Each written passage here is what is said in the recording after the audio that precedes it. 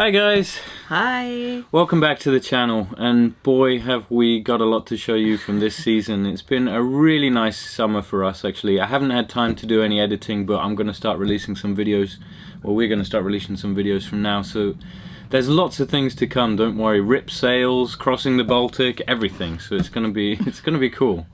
But today we thought we'd do a little video on chartering your boat if you're interested in the business. If you've thought about doing it for some extra income or something like that, then we're just going to give you our 2 cents and tell you the goods and bads about it. So if you're not interested in this one, skip to the next ones, and there's much more sailing involved. Yeah, and I think we need to start this video off with why we chose to charter our boat. And really for us it was a possibility to get some better financial situation, and also to have that extra income to pay for the upgrades that we knew we wanted to do to the boat, and also to help us with all the maintenance and just the running cost of the boat, since we know that we want to go cruising long term, so there is a lot of saving involved. So it was really to help us with just the day-to-day finances and the extra investments.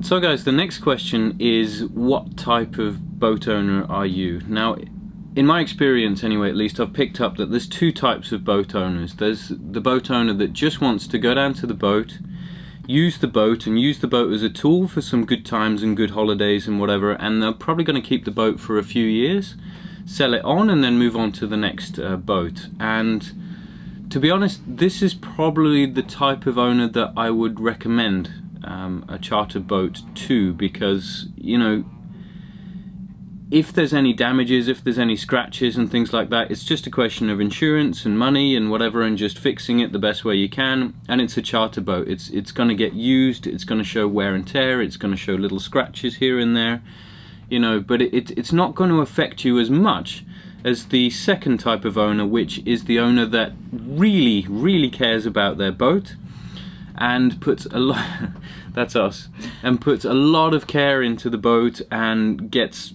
you know, pretty heartbroken whenever there's a new scratch, or there's a new thing that's gone wrong, or there's some damage or something like that, right? To those types of people, I could definitely not recommend the charter business for, unless you get super lucky and your charterers or your clients don't damage anything, which is probably never going to happen, because more or less every single charter that we did, when we came back to the boat, there was always something, and we didn't always find every single little damage until later on. You know, simple damages like scratches on the steering wheel, scratches on the woodwork, in the kitchen, something like that, you know, where you're thinking, okay, if the client just paid a little bit more attention, this could have been easily avoided. And it's, for me, that makes it a little bit too much of a stress and a bit too much of a hassle chartering the boats, I could say. And then there is, of course, the grounding that we had last year. Now, that was truly devastating to us, to be honest. Not only for the boat's sake, because, you know, we love and care for this boat, and it really got smashed up on the underside. Plascada and Montage repaired it very well, and now probably we have the strongest Hansa 418 in the world, to be honest. It's a very tough boat, but this happened directly before our holiday last year. We'd done all the shopping, we were prepared to go, and then somebody smashed our boat into a rock at just under 6 knots, which it caused us a lot of heartache and a lot of grief, and this is something that I would really be aware of before going into the charter business. So why is chartering a good idea, and why might it be something that you want to do? And really, when we were looking at making this video and I was trying to make a list, the only thing that came up was the financial. It's really the only benefit for me about chartering is the financial situation. It will help you if you want to pay off the loan for the boat quicker, you want to upgrade the boat, or if you just want to cut your running cost of having a boat. But it really, for us, it's the only benefit of chartering. There is, of course, the other benefit as well. If you want to start a company and you potentially want to buy things for the boat, you may be able to get things tax-free because it's used in the business and everything, but I'm not going to go into too many details about that because it's it's a tax business basically, and it's your choice what you want to do with that. So what kind of income can you expect? Now this depends on a lot of things actually. It mainly depends on the quality of the boat and how new the boat is and how big the boat is as well. Obviously the bigger boat you have, it's going to go for more money per week. And then the newer the boat is, it's also going to go for more money per week as well. Now this boat, when we started out, what was it rented at? About 3,500 euros a week on the high season, and then on the low season down to about 2,800 euros, something like that. Yeah. To buy this boat, we put 30% deposit down, and the rest was on finance and whatever. I think we put a little bit more than 30% down actually, over 15 years or something like that. With the chartering itself, let's say that you charter the boat for 3,000 euros per week. You need to take 20% of that money that you're receiving for the client, and that 20% will go to the charter company. That's how it worked for us, at least. The charter company will deal with all of the advertising, all of the bookings, all of the deposit, everything like that. That is if you don't start your own business up and advertise it yourself or through a website as well. I think there's a few websites out there that can charter your boats. I think Skippery was one or something. There's a few different companies that do it anyway. So that's 20% out of the money that you will gain, but you also need to account for cleaning, washing of bed sheets if you don't do this yourself, cleaning of the boat also, all exchange of the gas bottle. Yeah. And then of course there is the location of the charter as well. Now typically up here in the Baltics, you will get around 10 weeks of possible chartering per year. Now in these 10 weeks normally you'll have a low season price, a mid-season price, and a high season price. High season being like June, July, start of August, something like that, and that's where you'll get the most money for the boat. Down in Croatia, for example, you'll get about 20 weeks of chartering out of the boat down there. The location of the boat also matters a lot as well, because if you're down in the Mediterranean, you're going to get a lot more sun, a lot more salt in the water obviously, and a lot more wear and tear on your boat. Up here in Scandinavia, there's a lot less sun, there's a lot less salt, and it plays a big part on the wear and tear of your boat, and it comes down to those between 10 and 20 weeks a year as well. Obviously if the boat's used a lot more down there, your sails are going to see a lot more wear and tear, the engine's going to see a lot more wear and tear, so that's just something else to consider as well if you're considering going into this business. Now also, as you've probably seen many episodes ago now, I went down to Croatia with the Hansa group, or group of friends actually, and we rented a 455 down there, and I had a look at all the charter boats down there and saw what kind of wear and tear that they were having. And I would say generally a lot younger people tend to go down to the Mediterranean because they want the sun, the partying, all that kind of stuff, right? And this can mean that you get people on the boat that are just using your boat for a tool. They don't care about it that much. Some people might, obviously. I'm not pushing everyone into a certain corner there, but your boat down in the Mediterranean, if you have it on charter, is likely to see a lot more stains everywhere, a lot more use, and a lot more, shall we say, I don't know, what's the word I'm looking for? I think it's right out damages. Yeah, damages and things like that. Now, when I was looking at the boats down there, I saw a lot of scratches on the tables, a lot of like damages that you would really struggle to repair, especially as these boats are built in veneer as well. It's very difficult to take the scratches out of veneer, so your boat will look very old and very used very quickly. I'm just going to leave that there. Yeah, and I think also one thing to remember about those damages and scratches, because obviously we take a deposit, but it's things that you can't pay out of the deposit. You can't repair a scratch on a table other than simply replace more or less the whole table. Yeah. So often you end up with, you might take a small thing or a small amount out of the deposit, but you will never really do the repair, which means that you end up with just living with those damages. Like we had a door damaged, and it was one of those things that it was deemed that we couldn't ask the charters to pay for a brand new door, so now we just have to live with that scratch or that slightly small hole in the door. So it's, yeah, you end up living with some things and just having to face that that's the way it is. Yeah. For example, the kitchen, you know, if someone just doesn't use a cutting board, for example, in the kitchen, it hasn't happened to us, but if that happened and the kitchen work surface got scratched, you would not replace the whole work surface. You'd be left with that scratch. Of course, it could happen to anybody, even not on charter, but it's more likely to happen with people that are just renting a boat, for sure. Yeah. And it's I guess it's natural. I guess it's the same with a summer house. It's, you know, if it's your own, you care about it and you really, you know where you need to be careful. If it's not your own, you just use it. Or at least some people do. And some people really take care of it. Yeah. We have had charters that said, we'll take good care of it, we'll treat it like it was our own. But still there was small scratches and stuff that wasn't great. Yeah. And of course, up in Scandinavia here as well, you tend to see the more serious sailing clientele as well.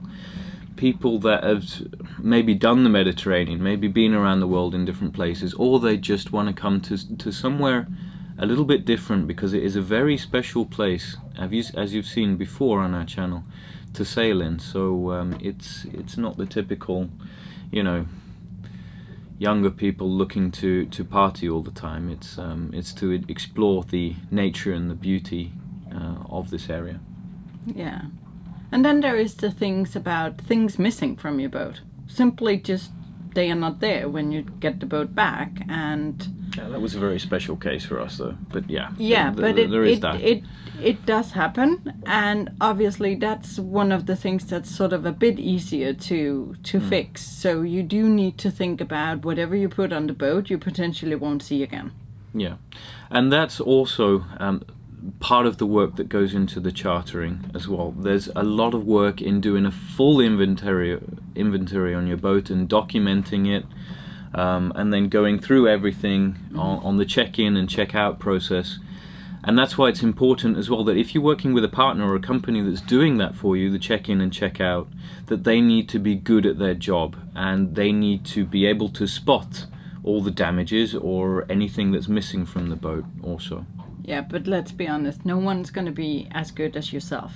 Yeah. No one knows your boat as well as you do. No one knows where the scratches were before the charters came on board and are then able to see if there are new scratches. You will be the best one to see that. So anyways, enough about damages, we'll move on. So just to finish the income part of this video, what you can expect for chartering per year, up in Scandinavia at least, is between probably 5 to 7 weeks of chartering. And that also means that all of the weeks that you want, up here there's special occasions like midsummer and all of July and all the nice weeks, are probably going to be taken because those are the weeks that people really want to rent the boat. And you've just got to be prepared for that. You may only get the boat in sort of the start of the season and the end of the season. So, you know, of course you've got the choice of taking those weeks out for yourself, but you've got to be prepared for the loss in income because of that as well. And the relationship with the charter company that you choose to go with, because of course if you choose, for example, between weeks 27 and 30, for example, July in the high season, the charter company is probably going to be a little bit disappointed with you, because those are the weeks that they want to sell. Just a little tip there. Yeah, and I think also you need to be aware of, if you buy the boat as we did into a charter program, that means that you bought it without paying the VAT. So basically you signed a usage right over to the charter company, meaning that if you want to use the boat yourself, you have to book it, you have to pay for it, and even if you don't go that route, but have your own company and that company owns the boat, it's the same. You will still have to pay for your own weeks to your company. Obviously, there is a bit more flexibility in setting a price, but you need to still be able to justify and do the accounting and justify it to the tax authorities. So you just need to be aware of that you don't have full usage right of your boat. Yeah.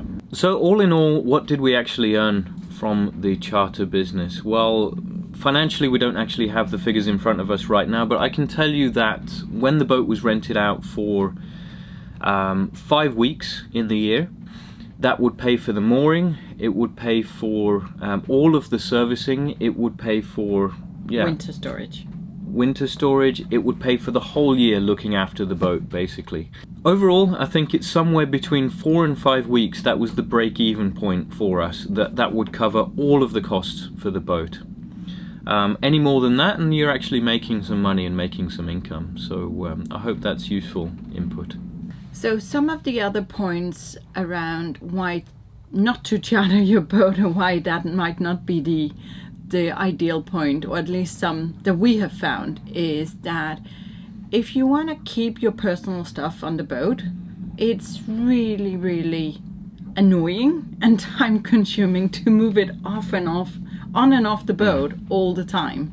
Yeah, the amount of time I've spent moving stuff on and off this boat is just amazing. Like into storage, out of storage, because there's gonna be stuff that you want on your boat all the time. Fishing rods, sup boards, things like that. You want the toys as well with you. Yeah, and you might not want that on the boat for the charters. That's obviously up to you, but we have found that there was some of our personal stuff that we absolutely didn't want to leave for the charters, like our personal life jackets and our foul weather gear. I know that other charters do that, they leave all that on the boat, but I didn't want to do that, and it's not a part of the charter agreement.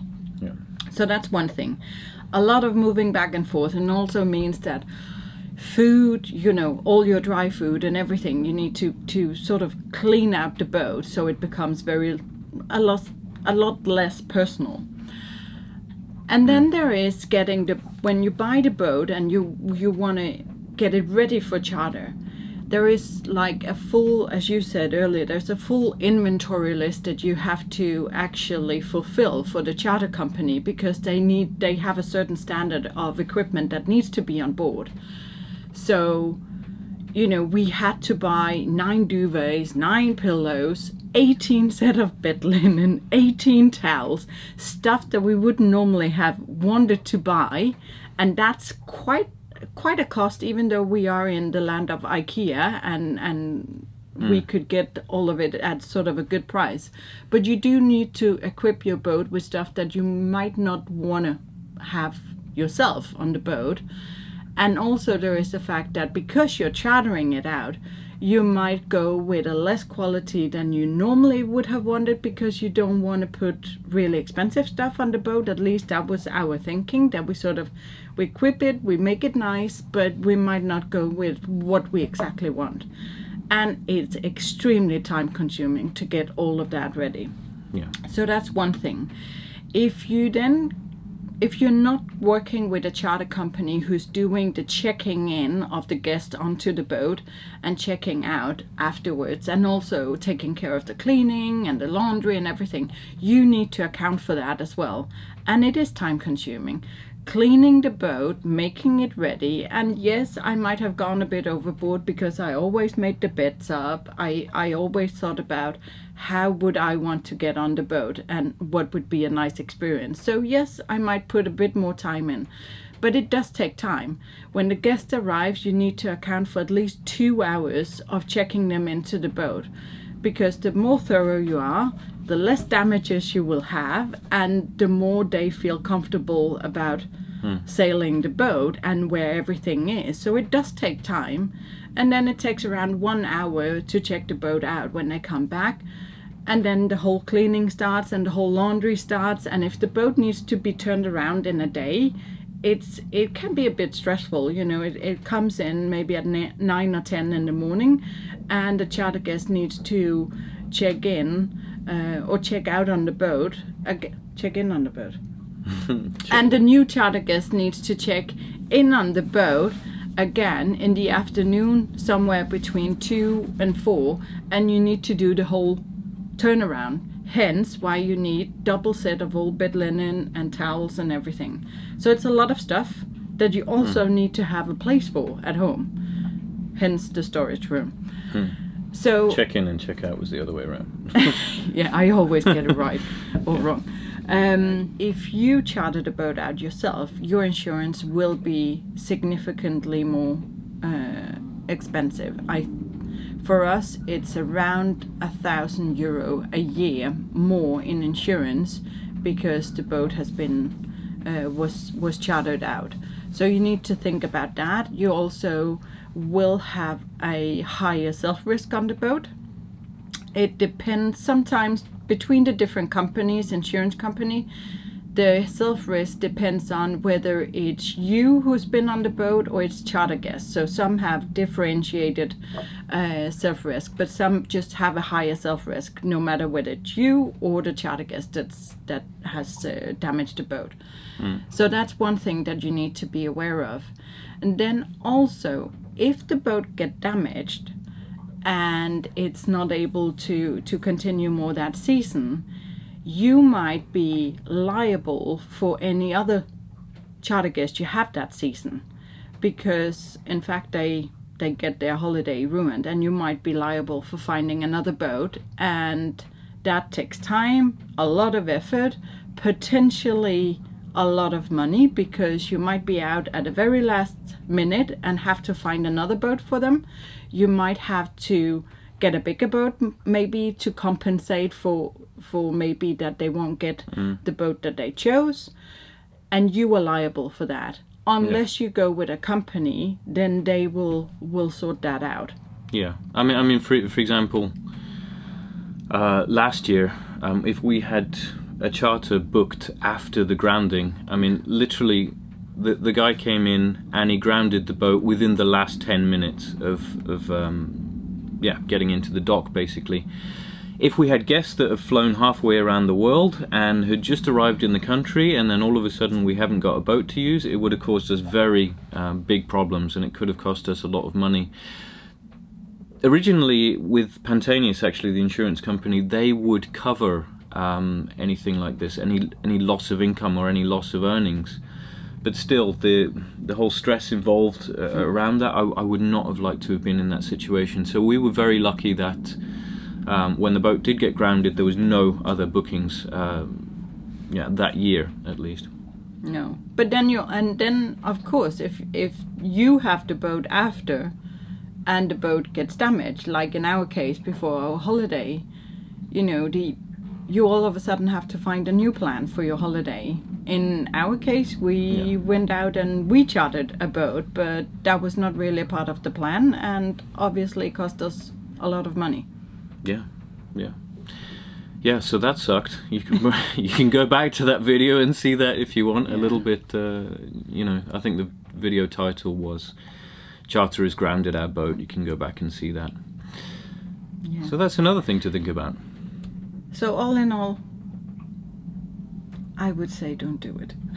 Well, at all least in all, it wasn't the right business for us. With the experience that we wanted with the boat, with the happiness that we wanted this to be a nice experience, and overall I would say that it caused me far more stress than it was worth chartering our boat. I was just not enjoying the experience at all, to be honest. But that was because of our love for the boat, and it was so upsetting for both of us when something happened. Yeah. So now I think we can happily say that she's never going to be chartered out again. yeah, that's the last charter, guys. Yes. The boat's all ours. Great times. Yes. Yeah. It is nice. So, on the other hand, guys, I have seen a lot of good deals out there. I think there's companies like Dream Yacht Charter or something like that, where you can actually, you sort of own a boat in a location, but you can use those weeks on any boat in the Mediterranean or Caribbean or all around the world. And like I said, if you are not attached to that boat emotionally, that might be a really good deal for you, because you can go and explore so many different locations and on a bareboat charter. You put some money into the boat, it earns a lot of money for you in the season. After 5 or 6 years you sell the boat on. You might not have lost any money. I haven't had any experience with this obviously, but some of those deals could actually be quite nice. I don't know, but this is our experience with our chartering in Scandinavia, and I hope some of the information that we've put across today can help you make a choice if you're in that decision making process. And I think if anyone have any questions or comments or just want to hear more or more details, then yeah, feel free to drop us a comment or send us an email. If you really want a lot of information, then we're happy to share. And it will of course be sharing on the basis of our experiences and with the charter company that we have been with. So guys, I know this video has been a lot of talking from us, but I hope it can help some people somewhere in the world make a decision, like I said before. Anyways guys, if you like this video, drop us a like, and like I said, there's many more things coming this season, so don't worry, we've got a lot to show you, and it should be, yeah, I'll release those videos slowly over the winter, and I'm looking forward to it. Well, we are. Yeah. So yeah, thanks guys. Take care. Drop a comment if you have any questions, and see you next time. Thanks very much. See you. Bye. Bye now.